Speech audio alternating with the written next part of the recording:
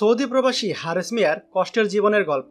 পবিত্র নগরী মদিনার ব্যস্ততম ফুটপাতে গতকাল শুক্রবার বিকেলে রাস্তার উপর একাধিক কার্টন ও ছোট বড় প্লাস্টিকের ঝুড়িতে টমেটো, শসা, লেবু, ঢেঁড়স ও লাউ সাজিয়ে বসেছিলেন 60-এর উপর বয়সের একজন বৃদ্ধ। শাকসবজির বেচাকেনা চেয়ে বৃদ্ধের দৃষ্টি রাস্তার উপর। কিছুক্ষণ পর পুলিশে একটি গাড়ি দেখে পণ্যাদি রেখে বৃদ্ধ হাওয়া। গাড়িটি চলে গেলে আবার ফিরে আসেন তিনি। আর ভালো লাগে না, পুলিশের ভয়ে শান্তিমতো বেচাকেনা করতে পারি না, খালি দৌড়ের উপর থাকতে হয়। মাথার উপরে 6 লাখ টাকার বোঝা না থাকলে কালেই দেশে ফিরে যেতাম।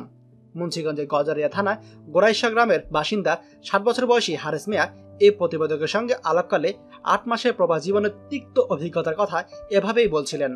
হারেস মিয়া জানান, জীবন ও জীবিকার তাগিদে 8 মাস আগে 7 লাখ টাকা খরচ করে ফ্রি ভিসায় সৌদি আরবে আসেন তিনি। দেশ থেকে সৌদি আরব আসার আগে শুনেছিলেন খাওয়া দাওয়া বাদে মাসে 50,000 টাকা বাঁচবে, কিন্তু এখানে আসার পর মালিক 1 বছরের আকামা দেয়। প্রথমে বেশ কিছুদিন চাকরি খোঁজেন, চাকরি পেল মাত্র 600 রিয়াল বেতন, যা কিনা বাংলাদেশি টাকায় মাত্র 13,000 টাকা। বেতন কম হওয়া চাকরি না করে ব্যবসা শুরু করেন। কাঁচা বাজার থেকে শাকসবজি কিনে এনে বিক্রি শুরু করেন। ভাষাগত কারণে প্রথমে বেচাকেনা করতে না পারলেও এখন কিছুটা পারেন। ব্যবসায় আয় রোজগার চাকরি যে ভালো হলেও আকামায় নিয়োগকর্তা চাকরি করবে এই কথা লিখে দেয় ব্যবসা করা তার জন্য অবৈধ। এ কারণে পুলিশ দেখলে পালিয়ে বেড়ান তিনি জানান, সরকারের নতুন নিয়মে প্রতি বছর আকামা নবায়নের জন্য 10,000 রিয়াল দিতে হবে। ব্যবসা করতে হবে সৌদি নাগরিকদের নামে। হারেস মিয়া বললেন, 7 লাখ টাকা ঋণ করে এলেও গত 8 মাসে মাত্র 1,30,000 টাকা পাঠিয়েছি। আর 4 মাস পরে 10,000 রিয়াল দিয়ে আকামা নবায়ন করতে হবে। আকামা নবায়নের টাকা কোথা থেকে জোগাবো সে চিন্তায় রাতে ভালো ঘুম হয় না। ঋণ করে না এলে কালই বিমানের টিকিট কেটে বাংলাদেশে ফিরে যেতাম। সৌদি সরকারের নতুন নিয়মে আকামা নবায়নে বছরে 10,000 রিয়াল পরিশোধে বাধ্যবাধকতায় চোখে শস্যফুল দেখছেন হাজার হাজার বাংলাদেশি শ্রমিক। আকামা নবায়নের টাকা দিতে না পারলে বহু শ্রমিককে দেশে ফিরতে হবে বলে জানান তিনি।